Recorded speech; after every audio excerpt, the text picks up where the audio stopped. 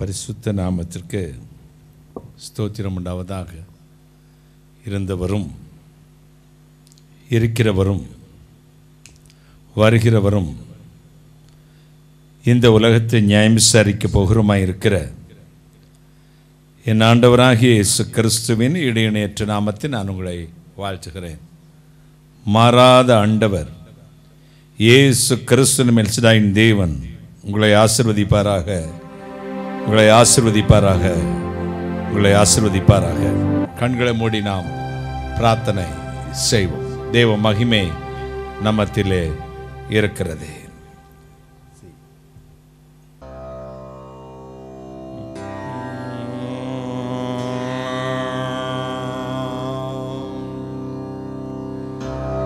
இச்சரை மீதினில்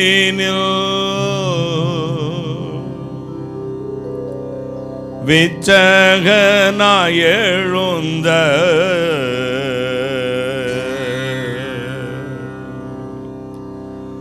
உத்தமனே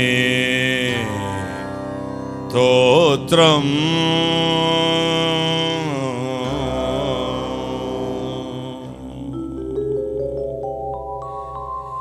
இச்சரை மீதினில் விச்சகனாய் எழுந்த உத்தமனே தோத்திரம்.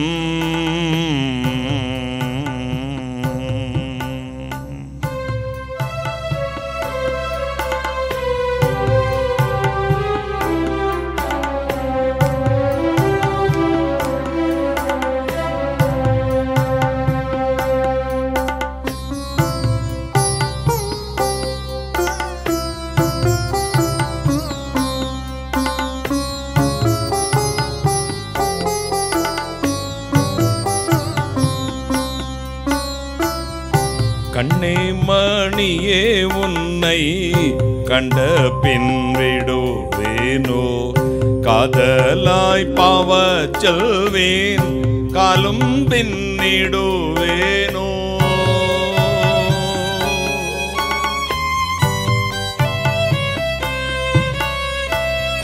கண்ணே மணியே உன்னை கண்ட பின் விடுவேனோ, காதலாய் பாவத்தில் வீண் காலம் பின்னிடுவேனோ. விண்ணே உன்னை மறந்து வேறொன்றை தொடுவேனோ, வேறு மார்க்கம் நடந்து வேதனை படுவேனோ. இத்தரை மீதினில் விச்சகனாய் எழுந்த உத்தமனே தோத்திரம்.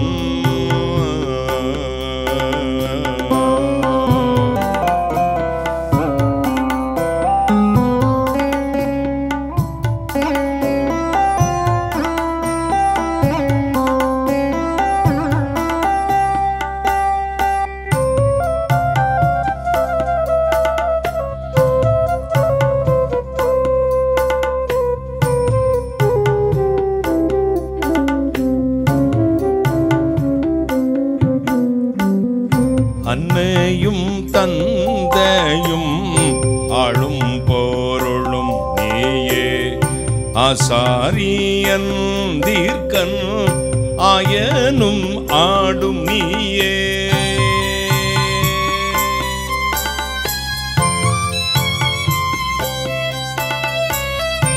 அன்னையும் தந்தையும் ஆளும் பொருளும் நீயே, ஆசாரியம் தீர்க்கம் ஆயனும் ஆடும் நீயே.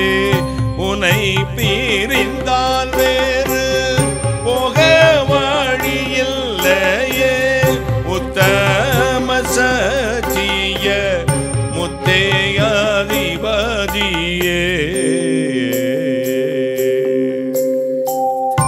இத்தரை மீதினில் வித்தகனாய் எழுந்த உத்தமனே தோத்திரம்.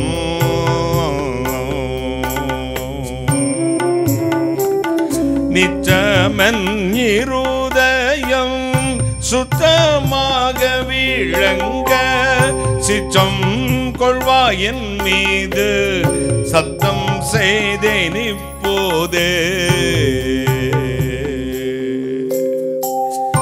இத்தரை மீதினில் வித்தகனாய் எழுந்த உத்தமனே தோத்திரம்.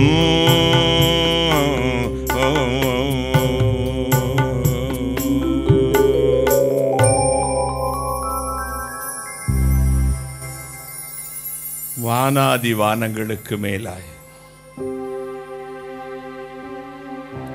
தம்முடைய பரமசிங்காசனத்தில் வீற்றிருக்கிற எங்கள் பரிசுத்தராகிய இயேசு அப்பா, உம்மை ஸ்தோத்திரிக்கிறேன். கருணை கடலே, மகாராஜனே, விடிவெள்ளி நட்சத்திரமே, அன்னையும் தந்தையும் ஆளும் பொருளும் நீயே, ஆசாரியன் தீர்க்கன் ஆயனும் ஆடும் நீயே. உன்னை பிரிந்தால் போக வேறு வழி இல்லையே. உத்தம சத்திய முத்தே அதிபதியே, இத்தரை மீதினில் வித்தகனாய் எழுந்த உத்தமனே, உமக்கு ஸ்தோத்திரம். பக்தனோடு இணைந்து நாங்கள் பாடினோம். எங்கள் மத்தியில் இறங்கி வாரும். நீசனை மறைத்தருளும். நீர் பேசும். இயேசு கிறிஸ்து என்னுடைய நாமத்தை மட்டும் மகிமைப்படுத்தும்.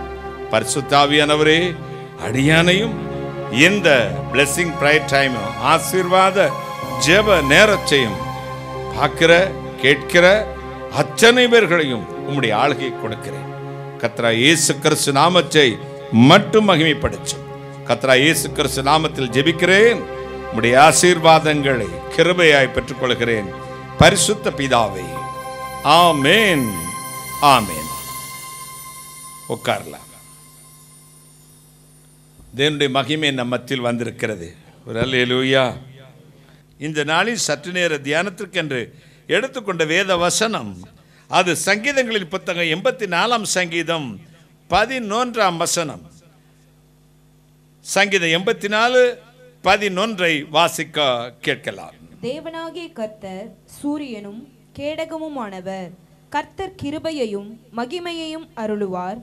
உத்தமமாய் நடக்கிறவர்களுக்கு நன்மையை வழங்காதிரார். உச்சமமாய் நடப்பவர்களுக்கு நன்மையை வழங்காதிருக்க மாட்டார். வழங்காதிரார் அப்படின்னா என்ன அர்த்தம்? வழங்காதிருக்க மாட்டார். யாருக்கு? உச்சமமாய் நடப்பவர்களுக்கு, உத்தமமாய் அவரை சேவிப்பவர்களுக்கு, உச்சமமாய் அவர்களை பின்பற்றுவர்களுக்கு, உச்சமமாய் தேவனிடத்தில் அன்பு கூறுவர்களுக்கு ஒரு நன்மையும் வழங்காதிருக்க மாட்டார். எனவே தான் பக்தன் சொல்லுகிறான், என் ஆண்டவர் என் வீட்டுக்கு வரணும். நிறைய பேர் விரும்புவீங்க, பிரதர் எங்கள் வீட்டுக்கு ஒரு நாள் வாங்க பிரதர், உங்கள் வீட்டுக்கு வரணும், வாங்க வாங்க. எனக்கு டைமே இருக்காது. இந்த சங்கீதக்காரனும் அவர் கூப்பிடுறதுக்கு விரும்புகிறான். பிரதர் சரி வாரேன்னு சொல்லிட்டேன்னு வச்சுக்கோங்களேன், நீங்கள் என்ன செய்வீங்க? என்ன பிரதர் உங்களுக்கு பிடிக்கும்? சார் நான் சொல்லட்டு யார்கிட்ட போய் கேட்பீங்க? சொல்லுங்கள், யார்கிட்ட போய் கேட்பீங்க? டக்குன்னு அண்ணனுக்கு யார்கிட்ட கேட்பீங்க? பெண்ணிட்ட போய் அண்ணனுக்கு என்ன பிடிக்கும்? நானும் இவ்வளோ சாப்பிட்டு தீக்கிறது மாதிரி என்ன பிடிக்கும்? இந்த சங்கீதக்காரனும் ஆண்டவர் வீட்டுக்கு வரணும்னு அவனுக்கு நினைப்ப, அவருக்கு என்ன பிடிக்கும் அப்படின்னு யோசிக்கிறான், கேட்கிறான், மனசுக்குள்ளே தீர்மானிச்சிட்டான். சொன்னால் நான் உத்தமமான வழியிலே நடப்பேன், விவேகமாக புத்தியாய் நடப்பேன், உம்முடைய ஆலோசனைப்படி உத்தமமான வழியிலே நடக்கிறேன், எப்போது என் வீட்டுக்கு வருவேன். அப்போ ஆண்டவருக்கு என்ன பிரியம் அப்படிங்கிறத அவன் தெரிஞ்சுக்கிட்டான். உத்தமமான வழி, உத்தமமான வழியிலே நடக்கிறவர்களுக்கு ஒரு நன்மையும் வழங்காதிருக்க மாட்டார். நம்முடைய வழிகள் எப்படி இருக்கிறது என்பதை ஆராய்ந்து பார்க்க வேண்டும். பிரசங்கிக்கிறோம், ஜெபிக்கிறோம், பல மணி நேரம் ஆன்லைனில் உட்கார்ந்து ஜெபத்தை கேட்கிறோம். நம்முடைய வழி மாறி இருக்கிறதா என்பதுதான் இன்றைய கேள்வி. நம்முடைய வாழ்க்கையை மாற்றணும். வாழ்க்கையை மாற்றாம இது என்ன உலகம், இது என்ன கிறிஸ்தவம், இது என்ன ஆண்டவர் சொல்லக்கூடாது. அப்போ ஆந்தையும் ஒரு கிளியும் ஃப்ரெண்ட்ஸ் ஆனாங்க. ஒரு புறாவும் ஆந்தையும் ஒரு கிளியும் ஃப்ரெண்ட்ஸாக இருந்தாங்க. அப்போ அந்த ஒரு ஆந்தைக்கு பல நாள் கவலை, கிளிகிட்ட பேச்சு கொடுத்தது, கிளியே இந்த ஊருக்காரங்க ரொம்ப மோசம்னுச்சு. ஏன் அப்படி சொல்கிற? உன்னைய கண்டா ரொம்ப பாசமாக உன்னை எப்படியாவது வச்சுக்கணும், உனக்கு சொல்லிக் கொடுக்கணும், உன் கூட பேச்சு கொடுக்குறாங்க, நீயும் அதை மாதிரி பேசுகிற, என்னை பார்த்தாலே கல்லெடுத்து எறிகிறான், அதனால நான் இந்த ஊரை விட்டு போகிறேன், இந்த ஊரில் இருக்கிற ஒரு பயலும் நல்ல பயல்ல அப்படின்னுச்சு. கிளி சிரிச்சிட்டு சொல்லிச்சு, பிரச்சனை ஊரில் இல்லை, உன் குரலில் இருக்கு. பிரச்சனை ஊரில் இல்லை, உன் குரலில் இருக்கு. உன் சத்தத்தை மாற்று, அவங்க நேசிப்பாங்க. சத்தத்தை மாற்று, நம்ம வழியை மாற்றுவோம், அன்று நம்ம வீட்டுக்கு வருவார். கைகளை தடி உத்தமமான வழியிலே நடக்கிறவர்கள் பாக்கியவான்கள். உலகில் 3 விதமான மக்கள் உண்டு. 1 சன்மார்க்கன், 2 துன்மார்க்கன், 3 உத்தம மார்க்கன். சன்மார்க்கனா மனசாட்சியின்படி வாழ்றவா. ஈரம்புக்கு கூட நாங்கள் தீங்கு செய்யறதில்லை பிரதர். எத்தனையோ கிறிஸ்தவர் அல்லாத மக்களும் உத்தமமாக வாழ்வதை நான் பார்த்திருக்கிறேன். அக்ரஹாரத்தில் இருந்தேன் நான் படிக்கும்போது. ஒரு சின்ன தீமை கூட பொய் கூட சொல்ல மாட்டாங்க. எத்தனையோ பிராமணர்களாக இருக்கிற வக்கீலாக இருக்கிற பார்த்துருக்கேன். நான் ஒரு ஹஸ்பண்ட் அண்ட் ஒய்ஃபுக்குள்ள பிரச்சனை, குழந்தைய தூக்கிட்டு வரா தாய், பிரிஞ்சு ஒரு 2-3 வருஷம் ஆச்சு. மனைவி சைடில் உள்ள வக்கீல் ஒரு பிராமின், வயசானவர், ஒரு 60 வயசு 65-70 வயசு காணும். அப்போ மனைவி குழந்தைய கூட்டது அப்பா பார்க்குறாரு. 3 வருஷத்துக்கு பிறகு குழந்தை பார்த்து கண்ணீர் வடிக்கிறாரு. அம்மா வாமான்னு கை நட்டுறாரு. இவ இறுக்கி பிடிச்சிக்கிட்டா. நான் பக்கத்தில் நின்று பார்த்துட்டு இருந்தேன். அவர் சொன்னார், நீ பொம்பளை தானா? பெத்த அப்பன்னு சொல்கிறான், கூப்பிடுறான், கொடுக்க மாட்டேங்கிறையே, உன் இதயம் இப்போமே எப்படின்னு தெரிஞ்சிச்சு. எவ்வளவு கல்லான இதயமா. அவன் இல்லாமல் குழந்தை வந்துடுச்சா, குழந்தை அவனுடையது, விடு, கொஞ்சம் தூக்கி ஒரு முத்தம் கொடுக்கட்டும்னாரு. அவளுடைய வைக்கல் வழக்கறிஞர். யாருடைய வழக்கறிஞர்? மனைவியின் வழக்கறிஞர். அவன் அவருடைய மாமியார் மருமகள் கையை பிடிச்சி, அம்மாடி உங்களுக்குள்ள சின்ன பிரச்சனை தானம்மா, நீங்கள் பிரிஞ்சிடாதீங்க, காலில் பிடிச்சி கும்பிடுறேம்மா, சேர்ந்து வாழும்மா, நாங்கள் தான் பிரச்சனைம்னா நாங்கள் அந்த வீட்டு பக்கமே வரல, வாம்மா, சேப்பா வன உண்டா இல்லையான்னு பார்த்துறேனா. சட்டுன்னு இந்த அவளுடைய வழக்கறிஞர் சொன்னார், சீ அறிவு கட்டவளை, இப்படி ஒரு ராட்சசியை கட்டி அவன் வாழ்வதை விட பிரிந்து வாழ்வது நல்லது. என் பொண்ணு இருந்த வெட்டி போடுவேன், உன் காசு வேண்டாம், உனக்காக நான் வழக்காட மாட்டேன், ஓடிப்போ அப்படி சொல்லிட்டு துப்பிட்டு போயிட்டார். ஓடி போனேன். நீ என்ன? அப்போ பென்னி இருந்தான், கையை பிடிச்சி ஒரு பாராட்டு பண்ண, ஐயா உண்மையான வழக்கறிஞர்களும் இருக்கிறார்கள், உண்மையான நீதிபதிகளும் இருக்கிறார்கள், இப்போ உங்களை பார்த்தது ஒரு பாக்கியமாக நினைக்கிறேன். நாமம் போட்டிருந்தார், டர்பன் கட்டியிருந்தார், கோட் ஷூட் போட்டிருந்தார், நாமம் நெற்றி நிறைய நாமம் போட்டிருந்தார். அவருடைய இதயம் சன்மார்க்கம். தீமை செய்ய மாட்டேன், அநியாயம் செய்ய மாட்டேன், நீதிக்கும் பக்கத்தான் நிற்பேன், அப்படிப்பட்ட அநீதியில் வர காசு வேண்டாம் என்ற தீர்மானத்தோடு வாழ்கிற கூட்டத்துக்கு சன்மார்க்கன் என்று பெயர். அது கிறிஸ்தவங்களையும் உண்டு, இந்துலையும் உண்டு, இஸ்லாமிலையும் உண்டு, எல்லா மதத்திலும் உண்டு. 2வது துன்மார்க்கன், பாவமே போதும் என்று இருக்கிறவன், 24 பாவம் செய்கிறவன், பாவத்தை விட்டு ஓயாத கண்களுடையவர்கள். ஆனால் என்ன ஒரு பரிதாபம் தெரியுமா? இந்த சன்மார்க்கனையும் துன்மார்க்கனையும் குறித்து என்னுடைய வேதம் சொல்லுகிறது, சன்மார்க்கனையும் துன்மார்க்கனையும் நான் நியாயம் தீர்ப்பேன், எரிகிற கந்தக கடல்லே போடுவேன். ஏங்க இப்படி? தேவன் அறியாதவன்.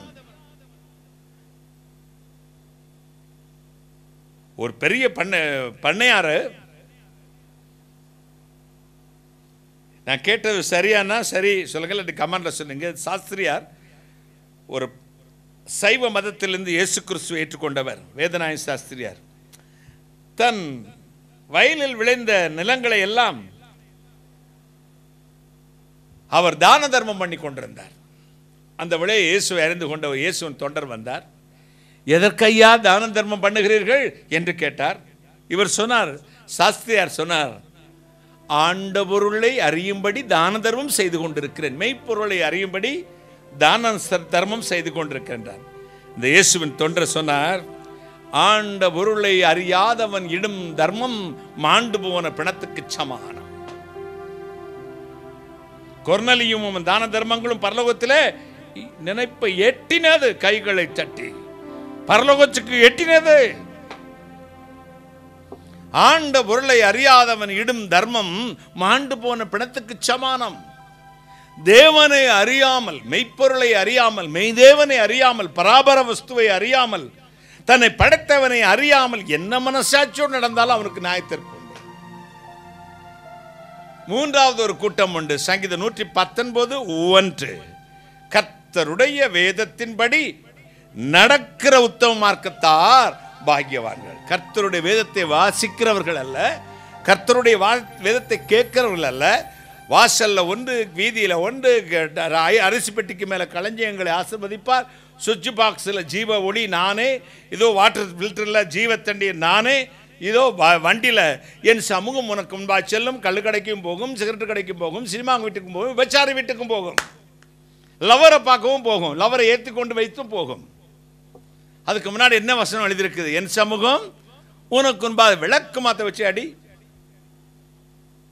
அப்ப வேதத்தை வாசிக்கிறவா இல்ல, வேதத்தை எழுதி வைக்கிறவன் இல்ல, வேதத்தின்படி நடக்கிறவர்கள் கைகளை. அதான் உத்தமமான வழியிலே விவேகமாய் நடப்பேன். ஜாக்கிரதையா நம்முடைய வசனம் என்ன சொல்றதோ அதன்படி விவேகம் என்ன? புத்தியோடு ஞானத்தோடு.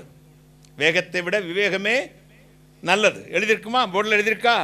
ஸ்பீடில் அப்படி பைக்கில் என்னது KTM RS என்னது 100 RS 100 வாங்கிட்டு அப்படி தூக்கிட்டு போய் மண்டை பொழந்து கிடக்கிறையே, அதை விட விவேகமே போகிறது நல்லது தான் அரசாங்கம் எழுதி வச்சுருக்கு. புத்தியா போல் இல்லாட்டி கோமாட் ஸ்டேஜில் 2-1 போய்கிட்டு அப்படி அப்படி கிடக்க போகிற அப்படின்னு ஸ்பைனல் கார்டு அடிபட்டு அப்படித்தானே, இடுப்பு கீழே விளங்காது. அப்புறம் தூக்கி வச்சுக்கிறது ஒட்டடை குச்சி மாதிரி இருக்குது பாரு. உங்களை கூட்டி முடிச்சு இப்படி ஒடிச்சு வச்சா 25 கிலோ தரும். அது பைக்கில் போகிற போக்க பார்க்கணும். ஐயோ எனக்கு சிரிப்பாக வரும். காற்று ஓங்கி அடித்தா பறந்துடும்.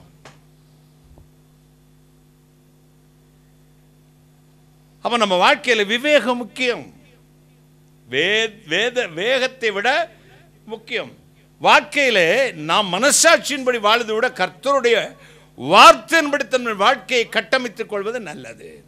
இந்த பில்டிங் கான்ட்ராக்டர்ஸ், என்ஜினியர், ஆர்கிடெக்ட் அவங்கெல்லாம் கட்டடம் கட்டும் முன்னாடி அந்த கட்டடத்துக்கு ஃபவுண்டேஷன் போடுவாங்களா இல்லையா? ஃபவுண்டேஷன் போடுறதுக்கு முன்னாடி சாயில் டெஸ்ட்னு ஒன்று இருக்குது. சாயில் டெஸ்ட்னு என்னது? மண் பரிசோதனை. இது கட்டித்தரையா, கரிசல் மண்ணா, கிளையா, களிமண்ணா, வயல் நிலமா, எத்தனை அடி போட்டால் இது தாங்கும் அப்படிங்கிறது யாருக்கு தெரியும்? யாருக்கு தெரியும்? சாயில் டெஸ்ட்டில் யார் கண்டுபிடிப்பா? அந்த என்ஜினியர். அதை ஆராய்ச்சி பண்ணுறவா கண்டுபிடிப்பா. நாமளும் எப்படி கட்டியிருக்கிறோங்கிறத வசனத்தை வச்சு கண்டுபிடிச்சிடணும். கைகளை தட்டி ஃபவுண்டேஷன் எப்படி போட்டிருக்கோம் அப்படின்னு நாம் கண்டுபிடிக்கணும். கர்த்தருடைய வசனத்தின்படி வாழுகிற நடக்கிற உத்தம மார்க்கத்தார் பாக்கியவான்கள். நிறைய சபைகள் இருக்கிறது, நிறைய போதகர்கள் இருக்கிறார்கள். வசனம் எத்தனையோ அத்தனைக்கு விட வசனம் சபைகள் வந்துருச்சு. அந்த சபை இந்த சபை, இயேசு உதவுகிறார், தூக்கி எடுக்கிறார், இயேசு மறவார், இயேசு உழைக்கிறார், இயேசு விடுவிக்கிறார், இனி இயேசு உதைக்கிறார்னு மட்டும்தான் வரல. உதைச்சார்ல ஆலயத்தில் விற்கிறவெல்லாம் வச்சு சவுக்கு வச்சு இயேசு அடிக்கிறார் அப்படின்னு ஒரு ஊழியம் தொடங்கலாம், ஆச்சரியம் இல்லை. அதே மாதிரி இதோ சிஎஸ்ஐ, ஆங்கிலிக்கன், மெத்தடிஸ்ட், இதோ Catholics, Orthodox, Jacobite, assemblies of God, church of God, man of God, என்னென்ன காடு வந்தாச்சு. ஆனால் இதெல்லாம் வந்தது எனக்கு சந்தோஷம்தான். ஆனால் ஒன்று, கர்த்தருடைய வார்த்தையின்படி அவர்கள் நடக்கிறார்களா என்பதுதான் கேள்வி. கர்த்தருடைய வார்த்தையின்படி நடக்கிற உத்தம மார்க்கருக்குத்தான் தேவனால் மீட்கப்பட்ட கூட்டம் என்று பெயர். மீட்கப்பட்ட ஒரு கூட்டத்துக்கு பெயர் தான் சபை என்று பெயர். கைகளை தட்டி மீட்கப்பட்ட கூட்டம். ரட்சிக்கப்படுவர்களை கர்த்தர் அனுதினமும் சபையிலே சேர்த்தார். ரட்சிப்புனா ஏதோ கையை அழைச்சிட்டு ஒரு உலுப்பி அந்நிய பாஷை பேசி ஆராதனை பண்ணி வெள்ளச்சட்டை அல்லது ஒன்று நல்ல மாடர்னாக போட்டு கோட்டு போட்டு இடுப்பு ஆட்டி ஆடுறது இல்லைங்க. ரட்சிப்புனா வாழ்க்கையின் மாற்றம், அவ்வளோதான். Very simple formula. வாழ்க்கை மாறி இருக்கணும். முன்னாடி தண்ணி அடிச்சேங்க, இப்போ தண்ணி அடிக்க மாட்டேன். இப்போ பொண்டாட்டி அடிச்சுட்டு 10 பொம்பளை வச்சுருந்தானுங்க, இப்போ அதனால் அங்கே பரிசுத்தமாக என் மனைவியை தேவை கண்ணால் என் சிந்தையிலும் நினைவேன். முதல்ல கொலகார பயலாக கொள்ளக்காரனாக இருந்தேன், இப்போ எல்லாம் விட்டுட்டு சாந்தமாக மாறிட்டேங்க. எப்படியோ மாற்றிட்டாருங்க ஆண்டவர். இதுக்கு பேர் ரட்சிப்புங்க. அப்பா அம்மா அடித்தா அப்பா அம்மாவை போட்டு தெரியலாம்னு ராத்திரிலே திட்டம் போட்டுருவாங்க. இப்போ அப்படி இல்லை, அப்பா அம்மா வந்தால் எந்திரிச்சு நிற்கிறேன், அப்பா அம்மா வந்தால் எங்கள் அப்பாவை அம்மாவை நினச்சி கண்ணீர் வடிக்கிறேன், அவங்க அன்புக்காக ஏங்குறேன் அப்படிங்கிற பற்றி அதுக்கு பேர் ரட்சிப்பு. முதல்ல சர்ச்சுக்கு போய் நான் மொபைலை வச்சு பிதிக்கிட்டு இருப்பேன் சார், பின்னாடி இருந்தே பிதிக்கிட்டு இருப்பேன். சர்ச்சுக்குள்ளேயே லவ் பண்ணுவேன், அங்கேருந்து சைட் அடிச்சிருவேன். சரி சர்ச்சில் ஒரு டான்ஸ் ஆடு, நீங்களும் டான்ஸ் ஆடுங்க அங்கிள். நான் ஒரு திறன்ட்டார் சொன்னால், நீங்கள் டான்ஸ் படிச்சிருக்கீங்களா அங்கிள், நீங்களும் ஆடலாம்ல அங்கிள். ஆமாப்பா, ஆடுற வயசு தான், நான் ஆடுற வயசு. நான் வேணா இந்த பசங்களுக்கு டான்ஸ் நீ சொல்லிக் கொடுக்காமே ஆடிக்கிட்டு தான் இருக்காங்க, சொல்லிக் கொடுக்காம ஆடிக்கிட்டு தான் இருக்காங்க. அப்போ நம்ம வாழ்க்கையில் சபை என்றால் நம்முடைய மைண்ட் செட்டுக்குள்ளே வச்சிருக்கோமே, அதுக்கு பேர் சபை அல்ல. மீட்பின் அடையாளத்தோடு ரட்சிக்கப்பட்ட கூட்டத்தோடு கர்த்தருடைய வசனத்தின்படி விவேகமாக நடப்பது, கைகளை தட்டி விவேகமாக புத்தியாக நடப்பது, அதற்கு பேர் ரட்சிப்பு. திருநெல்வேலி மாவட்டத்தில் டோனாவூர்னு ஒரு ஊர் இருக்குது, கேள்விப்பட்டிருக்கீங்களா? டோனாவூர் களக்காடுக்கு பக்கத்தில். அங்கே ஏமி கார்மைக்கல் அம்மா என்ற ஒரு அம்மா வந்து மிஷினரி அநாத குழந்தைகள் எடுத்து வளர்த்து படிக்க வச்சு ஆளாக்குனாங்க. சந்தோஷா அப்படின்னு சந்தோஷ் வித்யாலயாவா, சந்தோஷ் வித்யாலயான்னு ஒரு ஸ்கூல் அங்கே இருக்குது. நான் போயிருக்கேன், அங்கே பேசியிருக்கேன். எமி கார்மையில் அம்மா புதைச்சாடும் கூட தெரியாது. அவங்க சொன்னாலும் கல்லறை கட்ட வேண்டாம், அந்த கல்லறை கட்டுற காசுக்கு ஒரு குழந்தைய அடாப்ட் பண்ணி வளங்க.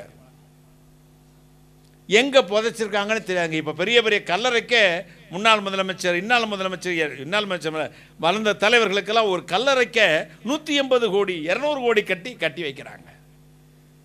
ஆச்சுவ மீட்படைந்து ஏழை எளியவர்களை திக்கற்றில் தூக்கி எடுத்து வாழ்வு கொடுத்த பரிசுத்தவான்கள் எந்த இடத்துல புதைக்கப்பட்டிருக்காங்கன்னு தெரியல.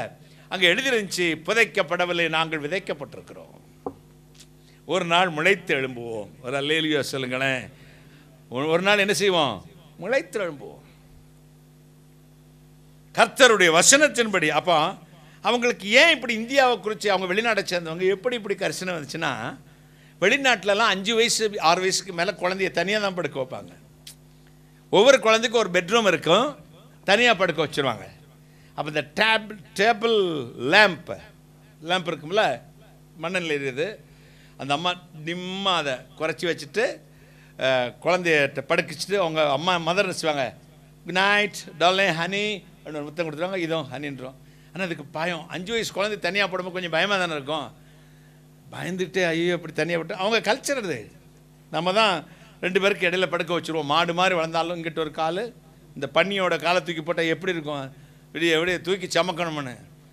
அப்படி இங்கிட்ட ஒரு கால் இங்கிட்ட ஒரு கால் இப்படி போட்டு படுப்பான் பாருங்க. 85 கிலோ உருவான் பாவம். தாய் 25-30 கிலோ இருப்பா. அம்மா மேலே நானும் எங்கள் அப்பா அம்மா கூட தான் படுப்பேன். இங்கே படுப்பார். வெளியே போய் பார்த்தீங்கன்னா அவர் பண்ணுற அட்டகாசம் போலியான ஒரு வாழ்க்கை. அப்போ 5 வயசு குழந்தை பயப்பட்ட உடனே என்ன செய்வாங்களாம்? ஏமி கார்மைக்கல் குழந்தையா இருக்கும்போது ராத்திரில் பயம் வந்த உடனே 2 தலையணை வச்சுக்குவாங்க. தான் படுக்கை அப்படி தள்ளி வச்சுட்டு அந்த தலையணை போட்டு இன்னொரு தலையணை வச்சு அந்த பெட்டை அப்படி தடை விட்டுருவாங்க. தடச்சி தூசியெல்லாம் தட்டி விடுவாங்களாம்.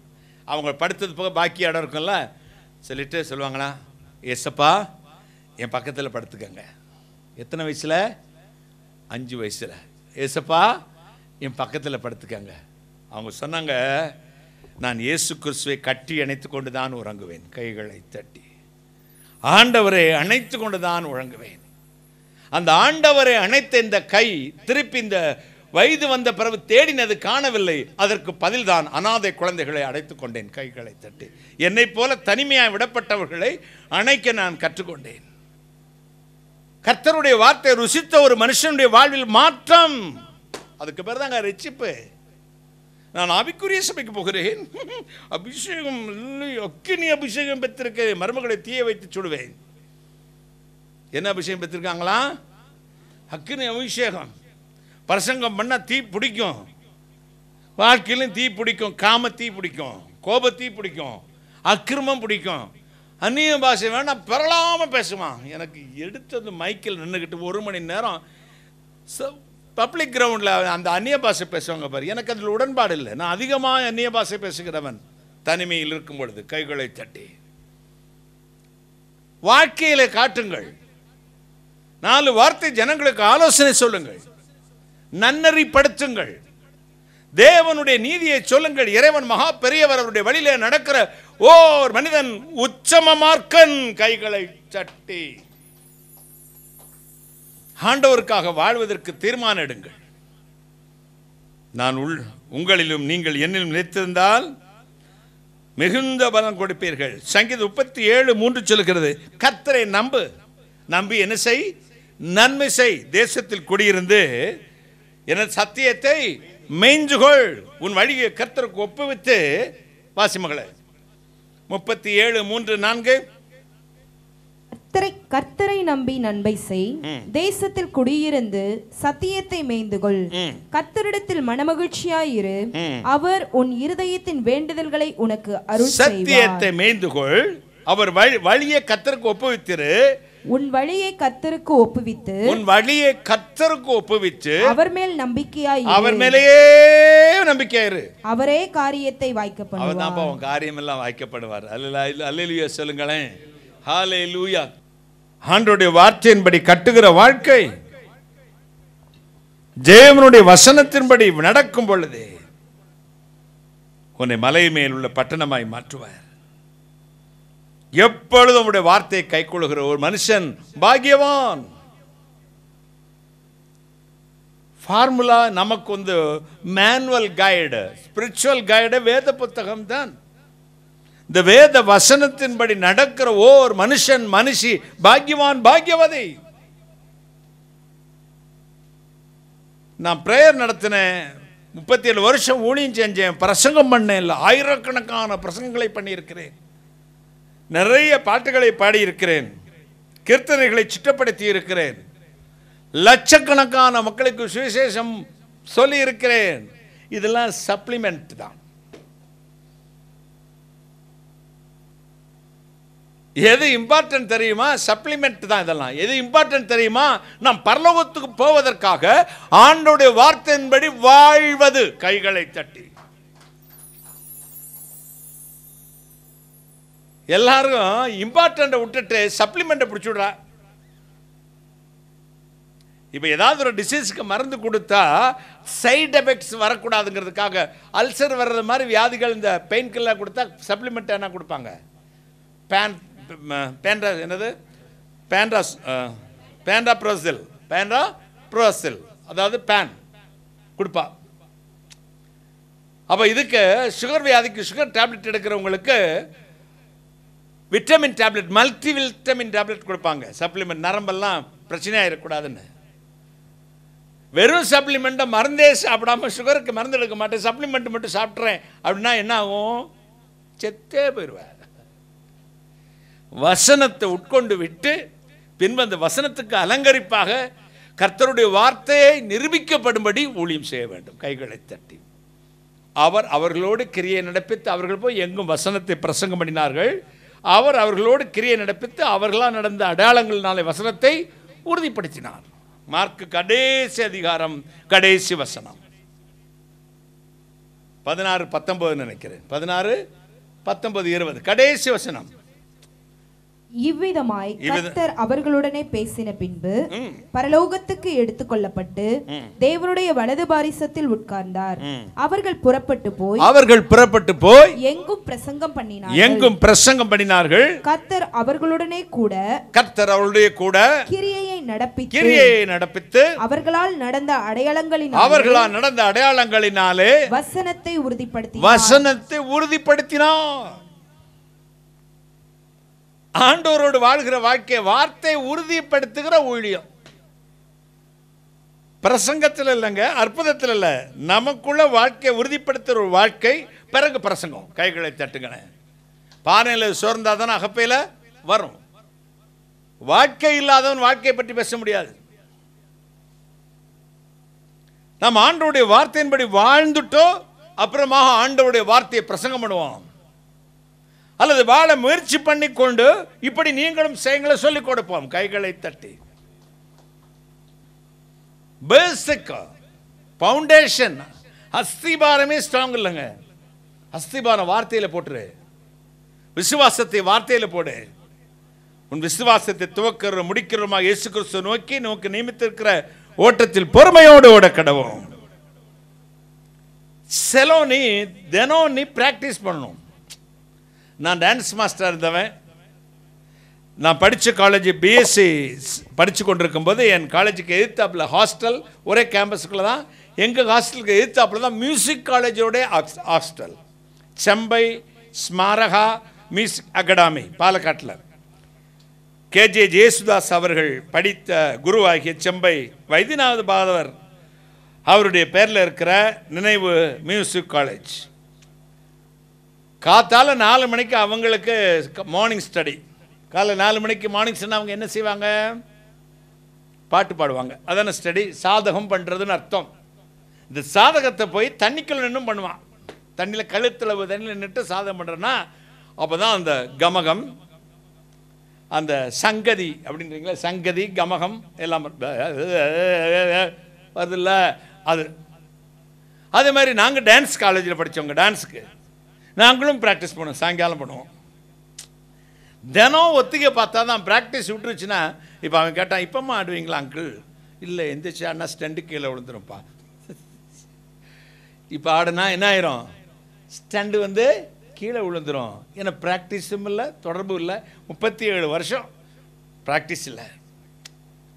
அப்போ ஒரு கல்வியை ஒரு கலையை கற்றுக்கொண்டவன் தினம் அதில் ப்ராக்டிஸ். டிரைவ் பண்ண கூட நான் தான் பென்னிக்கு டிரைவிங் சொல்லிக் கொடுத்தேன். இங்கே இருக்கிறவங்களுக்குலாம் டிரைவிங் சொல்லிக் கொடுத்தேன். இங்கேருந்து அம்பாசிடர் கார் எடுத்துகிட்டு திருவனந்தபுரத்துக்கு 5-6 தலைமுறை போயிட்டு வந்திருக்கேன். இப்போ காரை வாங்கும்போது போய் அப்படி ஃப்ரெண்டில் ஒரு 10 அடி தள்ளி கொடுத்துட்டு டப்புனு இந்த பிடிச்சிக்காண்டுருவேன். பயமாக இருக்குது இப்போ கார் ஓட்டுறதுக்கு. ஏன்னா என்னதுக்கு என்ன சொல்லுங்க, டச்சு விட்டு போச்சா? டச்சு விட்டு போச்சு. சும்மா கூட டச் பண்ணாதப்பா.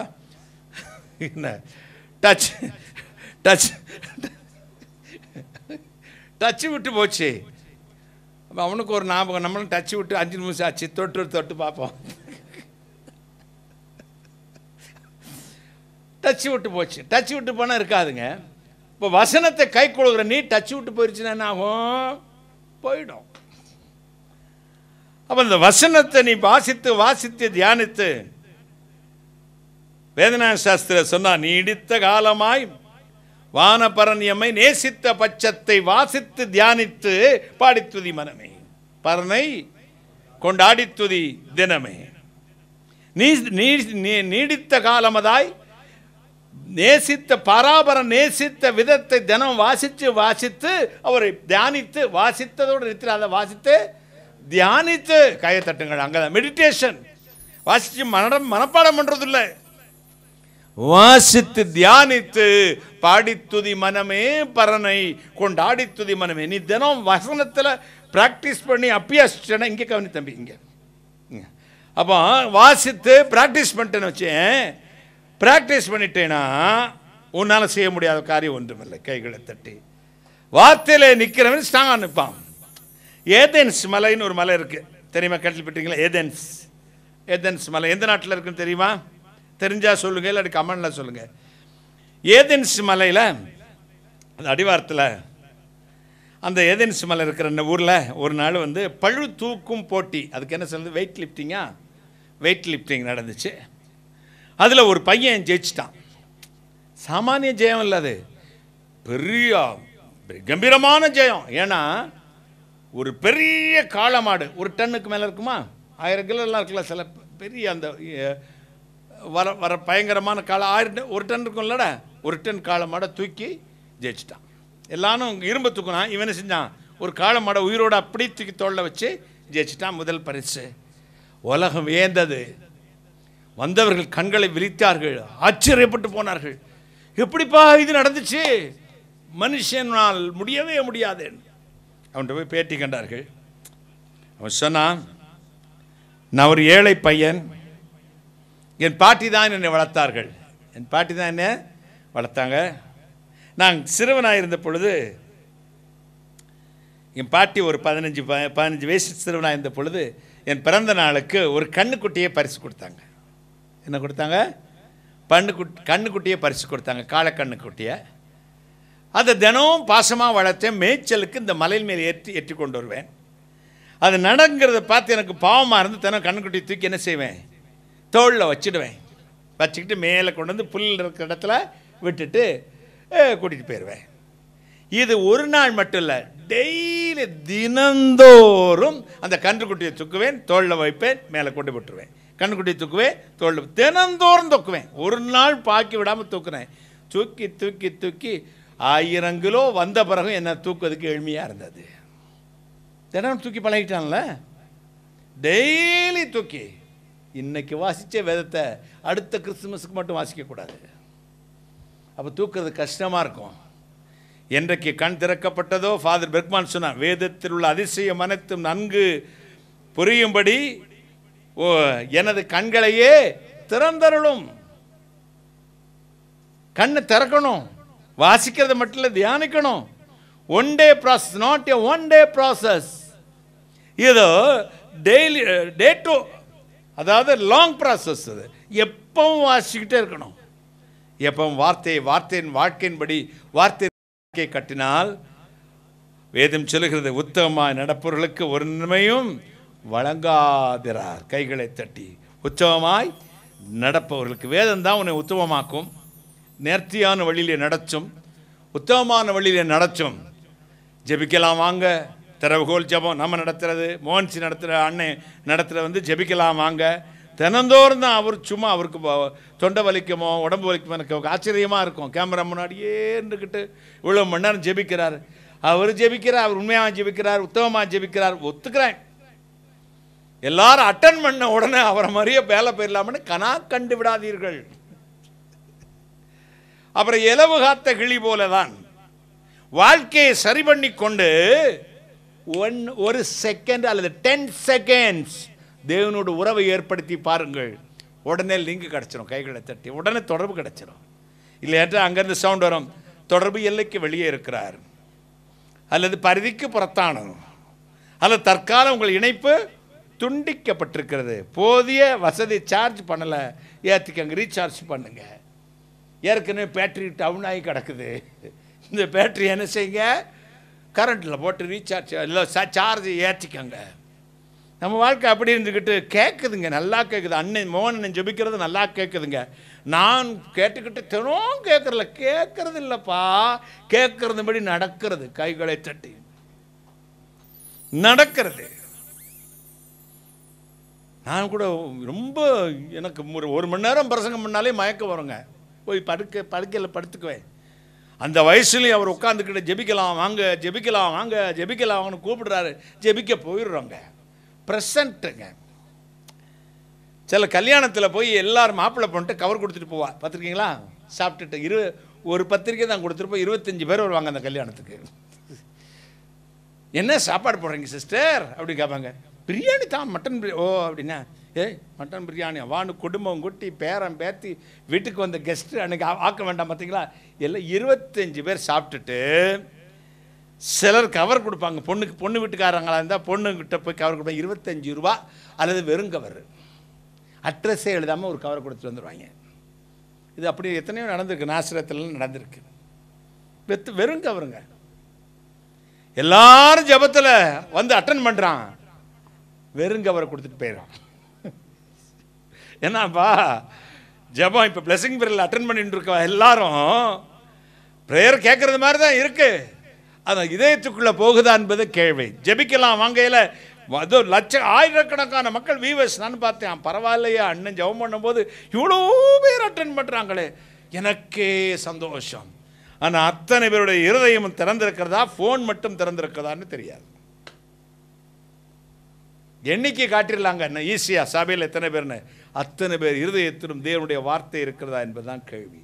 உத்தமமாக நடப்பவர்களுக்கு ஒரு நன்மையும் வழங்காதிரார். கைகளை தட்டி ஜெபத்திலே உறுதியாய் தரித்திருங்கள்.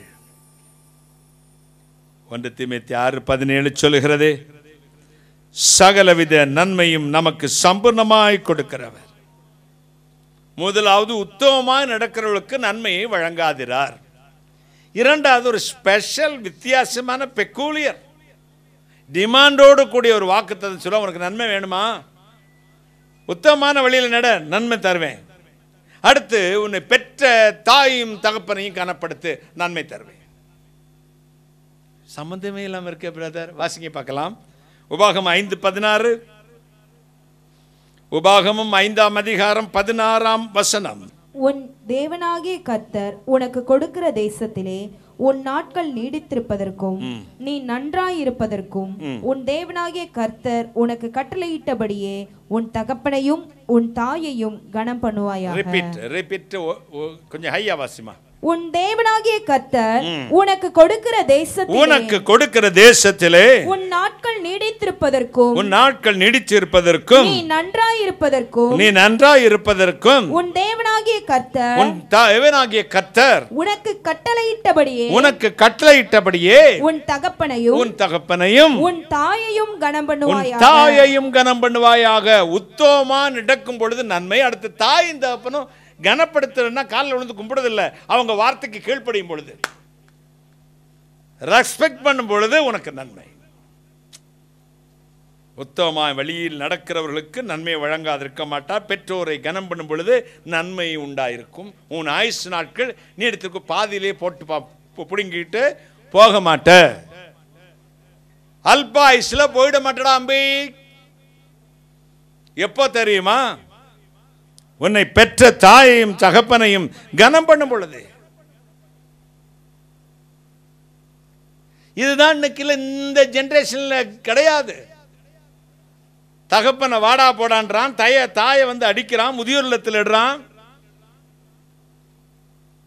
முந்திய தவமிருந்து 300 நாள் கடந்து கண்ணே மணியே வைரமே வைடூரமே வீழனே விழி நிறைந்தவனே திரர் வழி வந்தவனே என் செல்வ களஞ்சியமே என்றெல்லாம் பாராட்டி சீராட்டி தன் ரத்தத்தை எல்லாம் பாலாய் வார்த்து கொடுத்த தாயை கொண்டு முதியோர் இல்லத்தில் விட்டுறான்.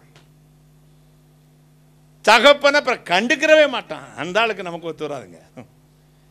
அந்த ஆளு பக்கமே நான் போறது இல்லைங்க. கடமை வளர்க்கணும். பெத்தல்ல வள தூக்கி போட்டு மிதிச்சிருக்கணும். அன்னைக்கு கிணத்துல தள்ளி விட்டு கொண்டிருக்கணும். பெத்தா வளர்க்கணுமா? வளர்க்கலாம், சரி. 3 நேரம் சோறு போட்டு பண்ணி மாதிரி படிப்பு கொடுக்க மாட்டோம், ட்ரெஸ் கொடுக்க மாட்டோம், மொபைல் கொடுக்க மாட்டோம், கிழிஞ்ச பேண்டை போட்டுக்கிட்டு ரோடோட பிச்சை எடுத்து பேப்பர் பொறுக்கிறவனா மாற்றிருக்கணும். அவன் தியாகம் பண்ணி அந்த நாள் ஒரு ஹோட்டலில் போய் சாப்பிட்டே பழக்கம் இல்லைங்க. நல்ல பேண்ட்டு சட்டை போட்டதில்லை. பிள்ளைகளுக்கு வருஷத்துக்கு ஒரு தடவை கிறிஸ்மஸ் ஈஸ்டருக்கெல்லாம் வாங்கி கொடுத்துட்டு இவர் பழைய பேண்ட் என் பிள்ளைங்க போட்டால் போதுன்னு போவார். 1/2 கிலோ கறி வாங்கிட்டு வந்து பிள்ளைகளுக்கு போட்டையா கொடுத்துட்டு, நமக்குல அந்த சோத்தில் அந்த குழம்பு வச்ச பாத்திரத்தில் விரைவிட்டு 2 பேரும் சாப்பிடணும். தாய்ந்த பொண்ணு சாப்பிட்டு வளர்த்து ஆளாக்குன இந்த உள்ள எந்திரிச்சு அந்த தகப்பனை அடிக்குதுங்க. அந்த தாயை, ஏய் உனக்கெல்லாம் என்ன தெரியும், கொன்னே போடுவேன், நீ நல்லா இருப்பியா, நான் கொலைக்கலை சொல்ல, நான் நல்லா, நீலாம் விளங்குவியா? என் தெய்வம் சொல்றாரு, உனக்கு நன்மை வேணும்னா, நீ அல்ப ஆயுசுலேயே மண்டை பிளந்து சாகாம இருக்கணும்னா, உன் ஆயுசு நாட்கள் விருத்தி அடைவதற்காக உன்னை பெற்ற தாயையும் தகப்பனையும் கனம் பண்ணுவாயாக என்று. இயேசுநாதரை எந்த பாஸ்டராவது பார்த்துருக்காங்களா? இல்லை. நான் பார்த்துருக்கேனா? இல்லை. ஆனால் தெய்வத்தை தினமும் பார்க்குறேங்க. அவரே வந்து நமக்கு பால் ஊட்டி சீராட்டி வளர்க்க முடியாது, இந்த பூமி தாங்காது உருகி பெறுவதற்காக தாய் தகப்பன் என்ற உருவத்திலே அவரே நமக்கு வந்து நிற்கிறார், கைகளை தட்டி. அன்னையும் தந்தையும் மாளும் பொருளும் நீயே, அப்பன் நீ, ஐயன் நீ, அண்ணன் நீ, தம்பி நீ, அண்ணாவியும் குருவும் நீ, அன்பன் நீ, நண்பன் நீ, என் பிராண நாயகனும் என்னை ஆண்டவனும் மீண்டவனும் நீ. கைகளை தட்டி. அப்பன் நீ, ஐயன் நீ, அம்மாவும் நீ தான், அப்பாவும் நீ தான். மாற்று உருவம் கொண்டு வந்த தெய்வம். இந்த 10 கமாண்ட்மெண்ட்ஸில் ஒரு டிமாண்டோடு கூடிய கமாண்ட்மெண்ட் இல்லை. எல்லாமே கொலை செய்யாதிருப்பாயாக, விபச்சாரம் செய்யாதிருப்பாக, பொய் சாட்சி சொல்லாதிருப்பாயாக, பிறன் மனைவி இச்சையாதிருப்பாயாக, பிறருக்கு ஒரு யாதொன்று பொருளையும் நீ இச்சையாதிருப்பார் சொன்னவர் இந்த வசனத்தை மட்டும் டிமாண்ட் போடுவார் பாருங்க. உனக்கு பூமியில் நன்மை வேணும்னா நீ ஆயுசு நாட்கள் நல்லா நீடித்திருக்கணும்னா உன்னை பெற்ற தாயும் தகப்பனையும் கனம் பண்ணு. கேட்டுக்கொண்டிருக்கிற வாலிப பிள்ளைகளே, வசனத்தை நீ ஆரிய கிறிஸ்டியன், உங்க அப்பா நல்லவரோ கெட்டவரோ, உங்க அம்மா நல்லவங்களோ கெட்டவங்களோ, அவங்கள ரெஸ்பெக்ட் பண்ணி தான் ஆகணும். உன் தோப்பனாரை பிடிக்குதோ உங்க அம்மா பிடிக்குதோ இல்லையோ, உன்னை பெற்றவள் அவள் தான், உன்னை வளர்த்தவன் அவன் தான். அவங்களை கனப்படுத்தணும், ரெஸ்பெக்ட் பண்ணணும். அவங்க நல்லவங்க கெட்டவங்களை கர்த்தர் பார்த்துட்டு போட்டோம். அவர்கள் பிள்ளைகளாய் பிறந்த நாம் நம் தாயும் தகப்பனையும் கனப்படுத்துவோம். எங்கள் அப்பாவோட ஒரு நாள் வாழ்வதும் சரி, சிங்க கோயிலை தங்கி விடுவதும் சரி. ரொம்ப அன்பானவர், ஆனால் கடுங்கோபி. எடுத்ததுக்கெல்லாம் கோபம். எங்கள் அம்மாட்ட ஒரு நாள் சொன்னேன், அம்மா என்னப்பா என்னையா, நாங்கள் மதர் தெரசாவுக்கு தவறுதலாயும் நோபல் பரிசு கொடுத்துட்டாங்கம்மா. எதுக்கு ஐயா? ஏன் அப்படி சொல்கிறேன்? அப்பாவோட நீங்கள் வாழ்ந்ததுக்கு உங்களுக்கு 4 நோபல் பரிசு கொடுத்துருக்க வேண்டும். அப்படி சொல்லாத, அப்பாவோடி சொல்லாமா? இல்லைம்மா, நீங்கள் எப்படித்தான் சமாளிச்சங்களோ தெரியாது. சில பெண்கள் அப்படி தான், கணவனை கண்கண்ட தெய்வம். மனைவிகளும் சாமானியப்பட்டவங்க நினச்சிடக்கூடாது. அது எங்கள் வீட்டில் அப்படி அமைஞ்சிச்சு. ஆனால் எங்கள் அப்பா ரொம்ப அன்பானவர். அந்த அப்பாவை 35 வருஷம் வந்து தங்கத்தட்டில் தாங்கி அவர் கையினாலே கடைசியில் பரிபூர்ண ஆசீர்வாதம் வாங்கின பிறதான் அவர் அடக்கம் பண்ணேன், கைகளை தட்டி. எனக்கு எங்கள் அப்பாட்ட இந்த மார்க்கை கிடைக்கிறதுக்கு பிரதானம் அல்ல, என்னை உண்டாக்கின கர்த்தர் தாய் தகப்பனை கனப்படுத்தின விஷயத்தில் உள்ள அந்த சப்ஜெக்ட், அந்த பேரா, அந்த கொஸ்டினுக்கு மார்க் போட்டிருக்கணும், கைகளை தட்டி. இதில் நான் கரெக்டாக இருப்பேன். நம்ம கௌரவம் குறைஞ்சிருங்கிறதுக்காக வேலைக்காரன் கடினமாக பேசினா கூட போய் மன்னிப்பு கேட்பேன். ஏன்னா இவன் என்னை ரெஸ்பெக்ட் பண்ணணும், எனக்கு நல்ல பேர் சொல்லணுங்கிறதுக்கு இல்லை, தெய்வம் பார்த்துட்டு இருக்காரேன்னு. மன்னிக்கிறவன், மன்னிப்பு கேட்கிறவன் மனிதன், மன்னிப்பவன் மாமனிதன். மன்னிச்சிருவேன், மூஞ்சியெல்லாம் எழுதிட்டு போக மாட்டேன், அங்கேயும் இங்கேயும் மன்னிப்பு கேட்டுருவேன், ஈஸியாக கேட்பேன். சொரணையே இல்லாதவன் நான், சூடு சொரணையே இல்லாதவன், என்னை தாழ்த்துவதற்கு தயங்காதவன். ஏன்னா இயேசுநாதர் தான் என் அப்பா, அப்படி அவருடைய வித்து தான் எனக்குள்ள இருக்கு. அவரும் அப்படி தான் எல்லாத்தையும் தாழ்த்தினார். தாழ்மை உள்ள கர்த்தர் கிருபை அளிக்கிறார். பெற்றோர்களை நீங்கள் கனம் பண்ணும் பொழுது உங்களுக்கு நன்மை வரும். நீதிமொழிகள் 10:1, 15:20 சொல்லுகிறது, ஞானமுள்ள மகன் தன் தகப்பனை சந்தோஷப்படுத்துகிறான். கைகளை தட்டி. ஞானமுள்ள மகன் தன் தகப்பனை சந்தோஷப்படுத்துகிறான். தகப்பன் டவுன் பஸ்ல போவாருங்க, அவருக்குள்ள வண்டியை பையனுக்கு கொடுத்து விட்டுருவாரு. ஒரு இன்னர் வாங்கி அவர் போட்டு பார்த்ததில்ல, ஏதோ பழசு கிளாஸ் போட்டுக்கிட்டு இருப்பாரு. பையனுக்கு பார்த்தா சாக்கி சட்டி இங்கே தெரியணும், வாங்கி கொடுப்பாரு. சாக்கி சட்டியில் கத்திரிக்குள்ள வச்சு சரக்குன்னு வெட்டி விட்டுறணும். இப்போ உள்ள ஜென்ரேஷன் பெற்றோர்கள்னா யாருன்னே அந்த அவங்களுக்கு கூட ஸ்தானமே தெரியல. நான் இந்துவாக இருக்கும் பொழுது வீட்டை விட்டு வெளியே போனால் நாங்கள் எல்லா பிள்ளை 5 பெண் குழந்தைகள், நான் 6 பேர். எங்கள் அப்பா அம்மா காலில் விழுந்து தொட்டு கும்பிடுவோம். திருநீரை எடுத்து எங்கள் நெற்றியில் அணிந்து விடுவார்கள். சந்தோஷமாய் போவோம். இயேசு கிறிஸ்துக்குள் வந்த உடனே போய் முழங்கால் போடுவோம் எங்கள் அப்பா அம்மா முன்னாடி. தலையில் கை வச்சுட்டு எங்கள் அம்மா அண்ணன் ஜெபம் பண்ணுவாங்க. எங்கள் அப்பா அண்ணா ஆண்டவரே ஆசீர்வதி சொல்லி ஒரு சிலுவை மட்டும் போடுவார். அந்த சிலுவை போடுறது பழைய திருநீர் பூசை திருநீர் அணிந்து பழக்கெல்லாம் இப்படி போட்டு இப்படி தான் போடுவார். எங்கள் அம்மா தான் மேலே ஸ்ட்ரெயிட்டாக போட்டு அதுக்கு பிறகு இப்படி கிராஸ் போடுவாங்க. எங்கள் அப்பா இப்படி போட்டுட்டு அப்படி போடுவாங்க. எப்படி போடுறாருங்கிறதுல அந்த மனசோடு என்னை ஆசீர்வதிக்கிறார்ல. ஹேர் கட் போனாலும் எங்கள் அப்பா சாகும் தருவாயில் கற்பகுலி தான் அங்கே உட்காந்துருக்கு இருக்கா, சிலானி ஏற்றிக்கிட்டு இருக்கு, மூச்சு வாங்கிட்டு இருக்கு. அப்பமும் ஹேர் கட் பண்ணலாம். அப்பா என்னையா முடி வெட்டிட்டு வந்துடுறேன். சரி சரி சரி பார்த்து போயிட்டு வா. என் தகப்பனிடத்தில் சொல்லாமல் இத்தனை வயதாகிறது. என் அப்பா போன வருஷத்துக்கு முந்தின வருஷம் தான் இறந்தார். சொல்லாமல் வீட்டை விட்டு வெளியே போனதில்லை. அது ஆர்டிஃபிஷியல் இல்லை. எனக்கு என் அப்பாவை சந்தோஷப்படுத்தணும். என் பையன் இன்னும் என்ன மரியாதை கொடுக்குறான். நீ அவங்கள டிபெண்ட் பண்ணி வாழ வர நீ என்ன பேசினா அவங்களுக்கு கவலை இருக்காது. அவங்க என்றைக்கு வயது முதிர்ந்து உன்னை டிபெண்ட் பண்ண ஆரம்பிச்சிட்டாங்களோ அப்போ முன்னாடி விட 2 மடங்கு அதிக மரியாதை ஏற்றிக்கணும். கைகளை தட்டி மரியாதை ஏற்றிக்கணும். தாய் தகப்பனை கனப்படுத்து.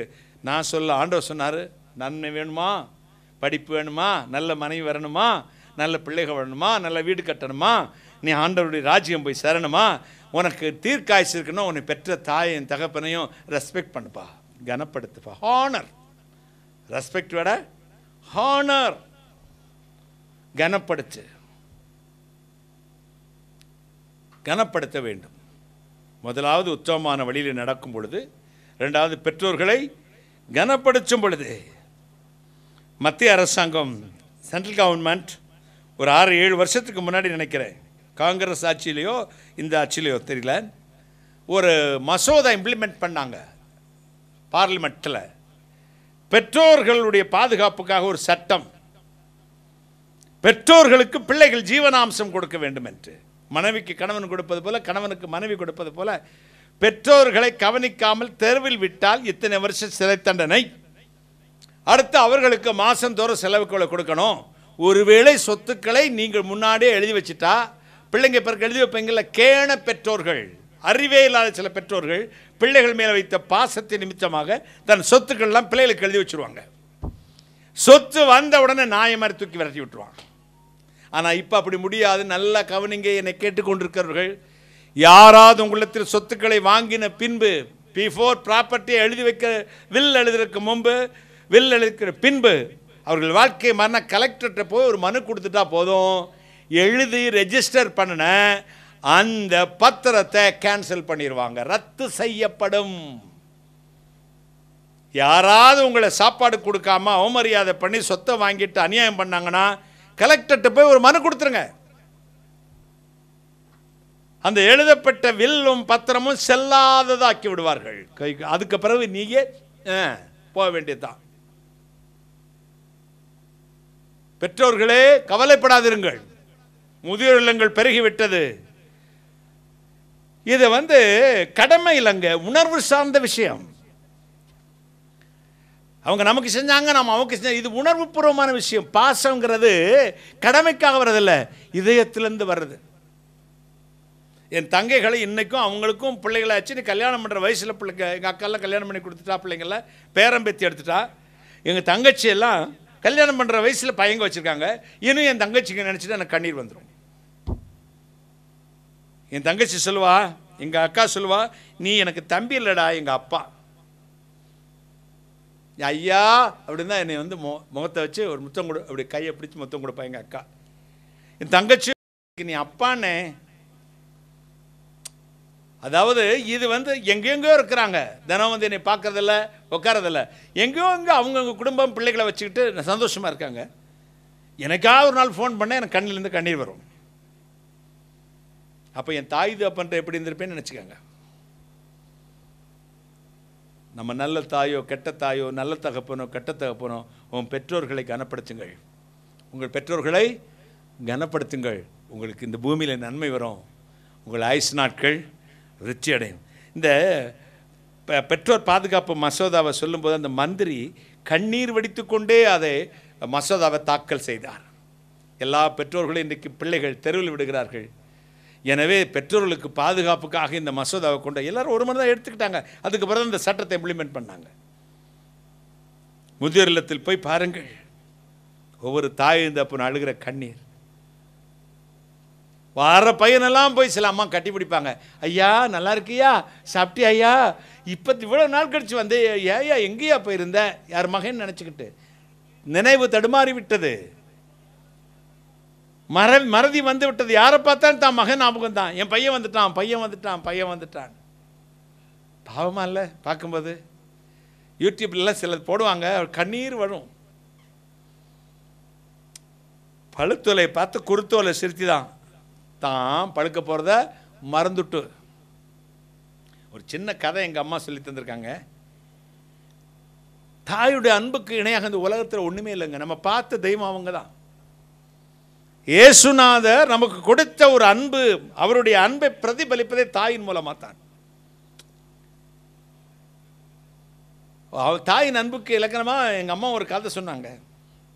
மருமக வந்த உடனே தான் இவனுக்கு தான் அம்மா மேலே பாசமெல்லாம் போயிடுமே, லவ் பண்ணுற பையனை கேட்டால் போதும், எங்கள் அப்பா அம்மாவுக்கு என் மேலே பாசமே இல்லை, அவள் சாப்பிட்டீங்களான்னு கேட்டுட்டா. என்ன கேட்டாலாம்? இவன் டாப்அப் பண்ண அந்த காசை வச்சு ஃபோன் பண்ணி சாப்பிட்டீங்களா அப்படின்னு கேட்டாலாம். ஐயா சாப்பிட்டியா, ராத்திரி தோசை ஊற்றி தரவா, ஐயா உனக்கு எதாவது வேறு இட்லி வச்சு தரவா, வேறு இன்னைக்கு என்னையா வைக்க, அப்பாவுக்கு அப்பா கிடக்கிறாரு, உனக்கு என்ன வேணும்யா கேட்டு கேட்டு கவனித்த தாய், பையன் சாப்பிட்டானா? அப்பா பேசவே மாட்டார். சோத்தில் கையை வைக்கும்போது கேட்பார், ஏய் அவன் சாப்பிட்டானாடி? சாப்பிட்டான். நல்லா சாப்பிட்டானா? நல்லா இருக்குதுன்னு சொன்னானா? யார்கிட்ட கேட்பார்? இந்த நாய்க்கு அதெல்லாம் தெரியாது. ஸ்கூலுக்கு போனானே, காலேஜுக்கு போனானே, காசு எதுவும் கொடுத்து விட்டியா? என்கிட்ட கேட்க மாட்டான். நீ கொடுத்து விட்டுருந்தா வச்சுக்க. இந்த அம்மா இது கொடுக்குறது மாதிரியே கௌரவமாக கொடுக்கும். கிரெடிட் எல்லாம் இந்த அம்மா வாங்கிக்கிறோம். அப்பா கொடுக்கறதுக்கு எல்லாத்துக்கும் கிரெடிட் யாருக்கு போயிடும்? அம்மாவுக்கு போயிடும். அப்பா கேட்க மாட்டார். ஆனால் சாப்பாட்டில் கையை வைக்கும்போது அவன் சாப்பிட்டானான்னு கேட்காம ஒரு அப்பனும் சாப்பிட்றதில்ல. ஒரு அல்லேலூயா. வந்துட்டா நான் படுத்திருக்கானா? எக்ஸ்போஸ் பண்ணுற விதம் நமக்கு தெரியாது. அம்மா எக்ஸ்போஸ் பண்ண, நான் பெற்றேன், நான் வளர்த்தேன், நான் தூக்கிட்டு போனேன், அங்கே போனேன், இங்கே போனேன், உன்னை வளர்க்க நான் பட்டப்பாடுன்னே சார்ந்துட்டுன்னு சொல்லுவா. அப்பையும் சொல்லவே மாட்டான். கடன் ஆகிப்போச்சு. கல்யாணம் பண்ணி மருமக வந்து மாமியாரையும் மாமனாரையும் விரட்டி விட்டுட்டா. அப்பாட்ட ஒத்த வீடு தான் இருக்குது, குடியிருக்க வேறு வீடு இல்லை. ஒரு நாள் அத்தி பூத்தது மாதிரி என்னைக்கோ ஒரு நாள் பார்க்க வரான். அவசியத்தோடு தான் வராமே. என்னடா என்னப்பா என்னையா எப்படியா இருக்க, எங்க பிள்ளை வந்திருக்காங்க, 10 கிலோ கறி வாங்கிட்டு வாங்க. யார்? கிளவி சொல்கிறா, விரட்டி விட்ட மகன் வந்தவர்க்கணு. என்னையா? இல்லைப்பா, அந்த அவன்கிட்ட கடன் வாங்கினல வட்டி ஏறி போச்சு, இப்போ நோட்டீஸ் அனுப்பியிருக்காங்க, தெரியலை ஒன்றா. ஏன்டா நீ அழுகிற? உங்கள் அப்பையும் செத்தா போயிட்டேன் அப்படிம்பாரு. அப்பனே அனாதை, விரட்டி விட்டவே. அப்போ எப்படி கொடுப்பான்? இந்தாடா வீட்டு பத்திரம், போ இட வித்துரு, போய் கடத்துறாடா. எங்கே இருக்க போகிறீங்கன்னு கேட்க மாட்டான். இப்போ நீங்கள் எங்களோட வரன்னு கூட சொல்ல மாட்டான், வாங்கிட்டு போயிடுவான். அவனுக்கு அப்புறம் தான் அப்பா. இந்தாப்பா இந்த வீட்டு பத்திரத்தை வச்சுக்க, நாங்கள் கிளவுங்க, எங்கள் காலம் முடிஞ்சியா, இந்த காசு இந்த வீட்டை யாருக்கு கொடுக்க போகிறேன்? என் பிள்ளையை தவிர எனக்கு இந்த வீடு இருந்து எனக்கு மரத்துக்கடையில் படுத்துக்கணும், நான் உங்கள் ஆத்தாலும், நீ கொண்டு போ சொல்கிற அப்போ இல்லை. நினைச்சுப்பார், பெரிய பணக்கார வீட்டில் எங்கள் அப்பா அவனுக்கு கார் வாங்கி கொடுக்குறான், பென்ஸ் கார் வாங்கி கொடுக்குறாங்க, பைக் வாங்கி கொடுக்குறான். எங்கள் அப்பா எனக்கு என்ன செஞ்சான்னு கேட்குறையே. அவன் 10 கோடியை வைத்து கொண்டு ஒரு பென்ஸ் கார் கொடுத்தான்.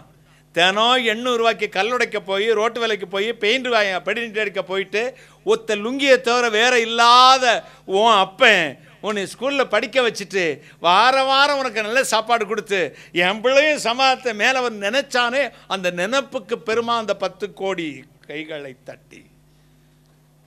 அதுதான் தாயின் தகப்பனுடைய அன்புங்கிறது மேலானது. இழந்துடாதீங்க. அவங்க இல்லாத நாட்களை ஏங்குவங்க, கிடைக்காது. ஒரு ரூபாயிலால் அந்த அன்பை கொடுக்க முடியாது. ஒரு பொண்ணாலையும் அந்த ஸ்தானத்தை எந்த மனைவியாலும் கொடுக்க முடியாது, மாமியாராலும் கொடுக்க முடியாது. அவங்க பெற்றோர்கள் அவங்களுக்கு கர்த்தருக்கு அடுத்த ஸ்தானம் தான். பெற்றோரில் உயிரோடு இருக்கும்போதே கனப்படுத்துங்க. எங்க எலி உயிரோடு ஓடி வந்துச்சுன்னா அடித்து கொண்டுடுறோம், அதே சிலையாக இருந்தால் கும்பிடுறோம். குரங்கு வீட்டுக்கு வந்தால் குரங்கு அடித்து கொண்டுடுறோம், அதே சிலையாக இருந்தால் கும்பிடுறோம். மாடை வெட்டி சாப்பிட்டுறோம், அதே சிலையாக இருந்தால் கும்பிடுறோம். பாம்பு வீட்டுக்கு வந்து அடிக்கிறவங்க சிலையாக இருந்தால் ஒன்று பாலாபிஷேகம் பண்ணிடுறோம். அதே மாதிரி அப்பா அம்மா உயிரோடு இருந்தால் கஞ்சி ஊற்ற மாட்டோம், செத்த பிறகு போட்டாவுக்கு மாலை போட்டு படையல் போடுவோம். இதுதான் மனுஷன். வெக்கமா இல்லையாடா? டேய் வெக்கமா இல்லை? சூடு சொன்ன இல்லை, யோசிக்க மாட்டியா? கற்றறிந்த நல்லாரதை உணரார்களோ? மூளையில் மழுங்கி போச்சு புத்தி. அக்கிரமம் மிகுதியானதினால் அநேகருடைய அன்பு சணிந்து போகும். தாயில் கனப்படுத்துங்கள், தகப்பனை கனப்படுத்துங்கள். லேவியராகமம் 19:3 சொல்லுது, உங்களில் ஒவ்வொருவனும் உங்கள் தாயையும் தகப்பனுக்கும் பயந்திருக்கவும், ஏன் நான் கர்த்தர். கைகளை தட்டி இந்த அந்த வசனம் பத்தில் பயந்து அப்படியே ஈரக்கொலாடிடும். வாசிமங்களே, உங்களில் அவனவன் தன் தாய்க்கும் உங்களில் அவனவன் தன் தாய்க்கும் தன் தன் தகப்பனுக்கும் தன் தகப்பனுக்கும் பயந்திருக்கவும் என் ஓய்வு நாட்களை ஆசரிக்கவும் கடவீர்கள். பயந்திருந்த பிறகுதான் சர்ச்சுக்கு வரணும். நான் உங்கள் தேவனாகிய கர்த்தர். ஏன்னா நான் உங்கள் தேவனாகிய கர்த்தர். பெற்றோருக்கு பயந்துட்டு அப்புறம் ஆராதனைக்கு வாடா, ஏன்னா நான் உன் கர்த்தர். இதைத்தான் விரும்புகிறேன். கைகளை தட்டி இதைத்தான் வரும். பெற்றோர்களை கனப்படுத்தி பயந்து அவர்களுக்கு கீழ்ப்படிந்து வாழ்வதை விரும்புகிறேன். நான் கர்த்தர். அதுக்கு பிறகு ஓய்வு நாளை ஆசரி. இதை செய்யாமல் வந்துக்கிட்டு தாய் தப்பனுக்கு கஞ்சி ஊற்ற மாட்டேங்கிறாங்க, தசமாக கொண்டு போய் கொடுக்குறாங்க. விளங்காத பைய, உன் தசம் பார்க்க நாசமாய் போய்விடும். தாய்க்கு சுகர் மாத்திரை வாங்கி கொடுக்க மாட்டேங்கிறான், வந்து கவனிக்க மாட்டேங்கிறான். பாஸ்டர்கிட்ட போய் பெருமையாக 50,000 காணிக்க கொடுக்குறாங்க. இல்லை, என்னடா அவனுடைய லாஜிக்கே எனக்கு புரியலடா. அழுக வரும், எனக்கு கண்ணீர் வரும். இது என்ன? அது பெற்ற தாயை கவனிக்காதவே தகப்பனை கவனிக்காத சர்ச்சுக்கு வந்து காணிக்க போடுறான். நாங்கள் பெருமைக்கு சர்ச்சு கட்டி கொடுக்குறான், ஃபேன் வாங்கி போடுறான். ரொம்ப கோபங்க எனக்கு. இந்த சமுதாயத்தை நினைத்து ரொம்ப வேதனைப்படுகிறேன். நான் வாழ்ந்தேன், கர்த்தருடைய கிருபையினால் பேசுகிறேன். கைகளை தட்டி என் பெற்றோர்களை எப்படி வைத்திருந்தேன். எனக்கு கர்த்தருடைய அறிந்த சத்தியத்தை அறிந்ததுக்காக வீட்டை விட்டு விரட்டப்பட்டேன். 8 வருஷம் என் அப்பா அம்மாவை பார்க்கல.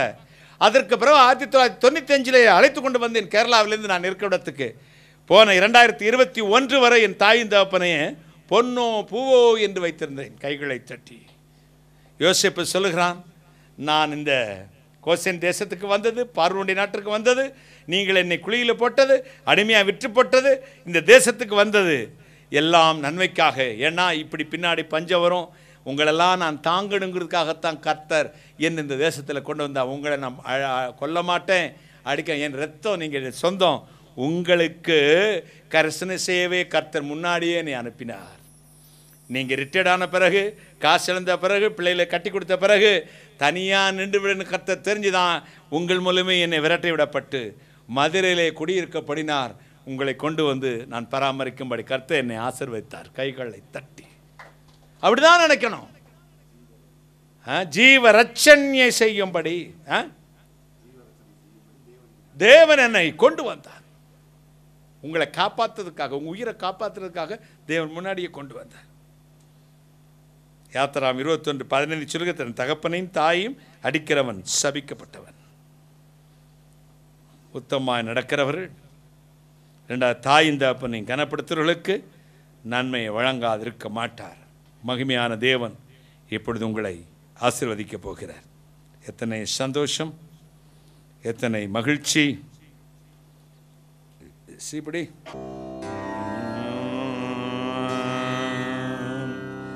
தஞ்சமும் நீயே, தாபரம் நீயே,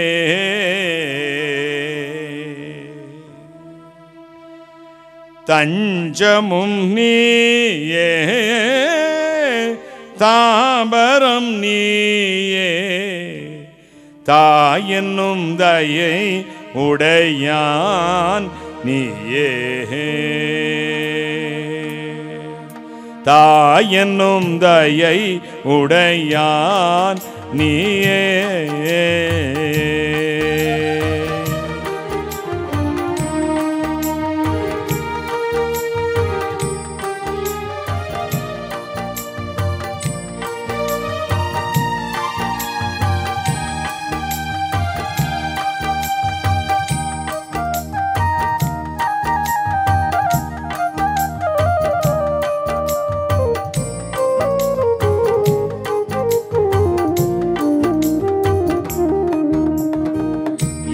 வாழ்வில் ஒளியும் நீயே, என் சத்திய வழியும் நீயே,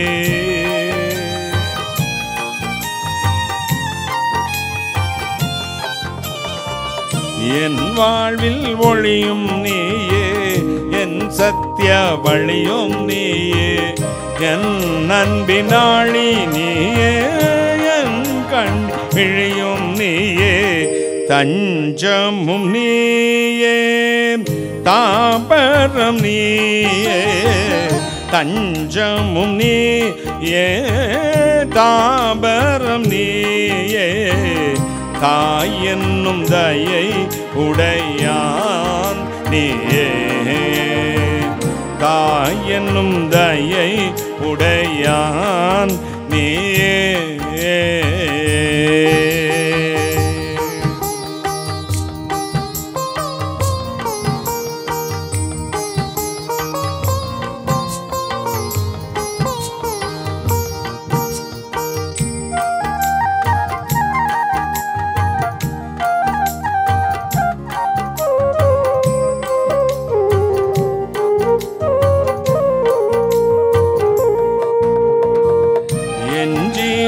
அப்பம் நீயே என் ஜீவ பானம் நீயே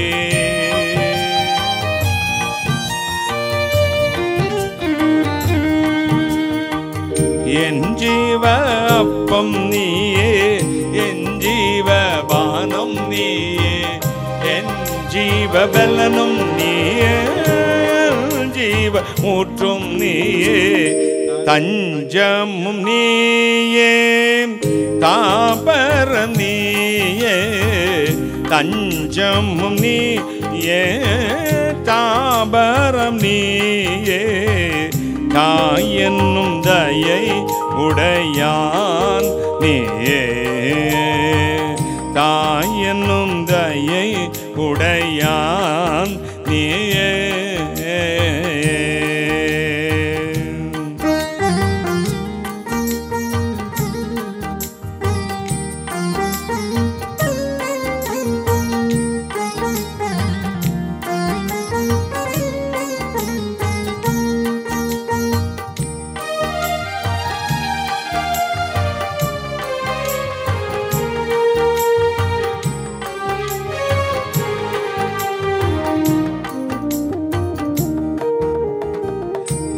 நல்ல மீட்பன் நீயே என் நல்ல மீட்பன் நீயே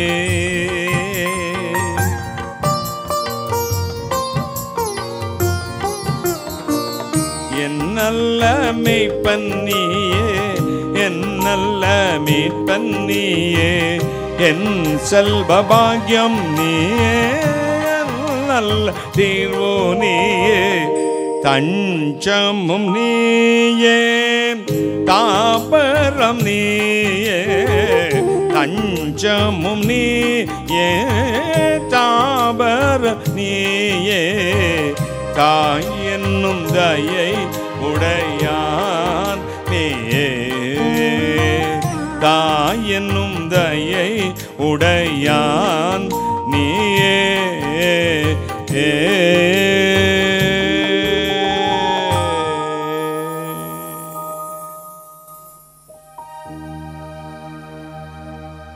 வானாதி வானங்களுக்கு மேலாய் தம்முடைய பரம சிங்காசனத்தில் விற்றிருக்கிறீர்கள் பரிசுத்தராகிய இயேசுப்பா கருணை கடலே மகாராஜனே விடிவெள்ளி நட்சத்திரமே உம்மை ஸ்தோத்திரிக்கிறேன். உத்தமமான வழியிலே வேகமா நடப்பவன் ஒரு நன்மையும் அவனுக்கு வழங்காதிருக்க மாட்டேன். தன் பெற்றோர்களை கனப்படுத்துகிறவனுக்கு நான் நன்மையும் தீர்க்காயுசையும் கொடுப்பேன். என் வார்த்தைக்கு பயந்து நடக்கிற மனுஷன் பாக்கியவான். கர்த்தருடைய வார்த்தையின் நடக்கிற உத்தம மார்க்கத்தார்கள் பாக்கியவான்கள் என்று சொன்னேன். அதை நம்பி தன் வாழ்க்கையை திருப்பிக் கொண்டு கர்த்தரையும் கர்த்தருடைய வழிகளையும் பின்பற்றி பெற்றோர்களுக்கு கீழ்ப்படிந்து கனப்படுத்தி உம்முடைய வார்த்தையின்படி வாழ முயற்சி செய்கிற ஒவ்வொரு மக்களையும் ஆசீர்வதியும். நன்மையினால் பெருகச் செய்யும். ஆயுசு நாட்களை விருத்தியடை செய்யும். அவர்கள் விரும்பினதை கொடுத்து ஆசீர்வதி. என்னை கேட்டுக்கொண்டிருக்கிற ஒவ்வொருவரை ஆசீர்வதி. சகலத்தையும் நிர்மூலமாக்கி ஜெபிக்கிறேன். பிசாசுகளை நிர்மூலமாக்கி ஜெபிக்கிறேன். நான் அப்பிரயோஜனமான ஊழியக்காரன். தேவரை சொன்ன காரியத்தை மட்டும் செய்தேன்.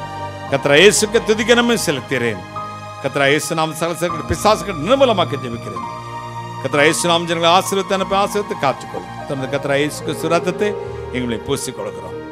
இப்பொழுது கர்த்தர் இயேசுக்கு நாமத்தில் ஜெபிக்கிறேன்.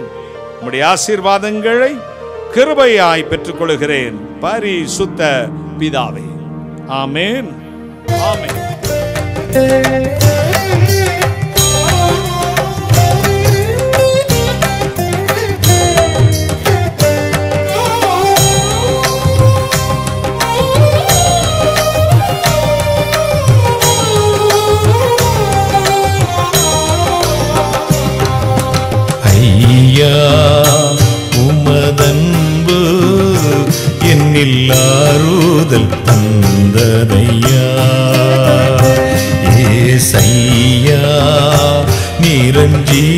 ஜீவன் நான் நம்பும் புகலிடமே.